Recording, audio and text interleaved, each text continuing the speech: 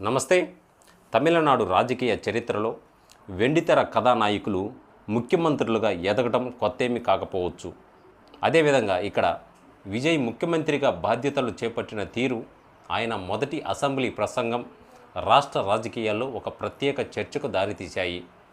అందరి అభిప్రాయాలకు సమాన గౌరవం అనే నినాదంతో ఆయన చేసిన ప్రసంగం ఆయన రాజకీయ పరిణితిని చాటి చెప్పడమే కాకుండా రాబోయే పాలనా విధానంపై ఒక స్పష్టమైన సంకేతాన్ని ఇచ్చింది.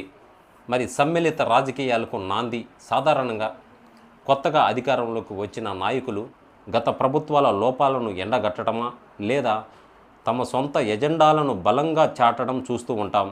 అయితే విజయ్ తన తొలి ప్రసంగంలోనే అందరి అభిప్రాయాలకు సమాన గౌరవం అని ప్రకటించడం ద్వారా ప్రతిపక్షాలను కూడా కలుపుకుపోయే ధోరణి ప్రదర్శించారు. ప్రజాస్వామ్యంలో భిన్నత్వానికి చోటుండాలని, కేవలం మెజారిటీ నిర్ణయాలే కాకుండా మైనారిటీ గళాలను కూడా వినాలని ఆయన చేసిన వ్యాఖ్యలు రాజకీయ విశ్లేషణలను ఆశ్చర్యపరుస్తున్నాయి.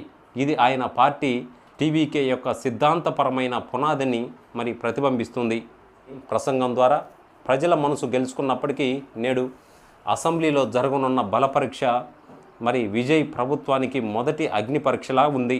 సంఖ్యాబలం పరంగా ప్రభుత్వం సురక్షితంగా ఉన్నట్లు కనిపిస్తున్నప్పటికీ ఈ పరీక్ష కేవలం అధికార నిలుపుదలకే పరిమితం కాదు. మిత్రపక్షాల మద్దతును ఎంతవరకు నిలబెట్టుకోగలదు మరియు ప్రతిపక్షాల వ్యూహాలను ఎలా తిప్పి కొడతారు అనే అంశంపై ఆయన భవిష్యత్తు ఆధారపడి ఉంటుంది. ఈ బల పరీక్ష ద్వారా ఆయన నాయకత్వంపై సభకు ఉన్న నమ్మకాన్ని అధికారికంగా నిరూపించుకోవాల్సింది.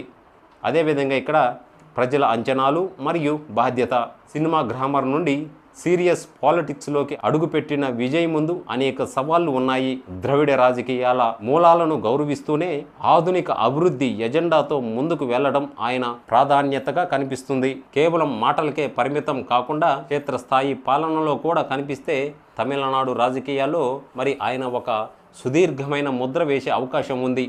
మొత్తానికి సీఎం విజయ్ అసెంబ్లీ ప్రసంగం ఒక ఆశాజనకమైన ప్రారంభాన్ని సూచిస్తుంది.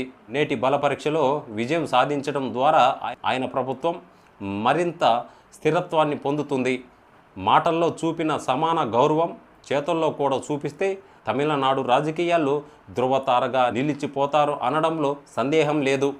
సో చూస్తూనే ఉండండి. మరో మంచి వీడియోతో మళ్ళీ ముందుకు వస్తాను. అంతవరకు ధన్యవాదాలు.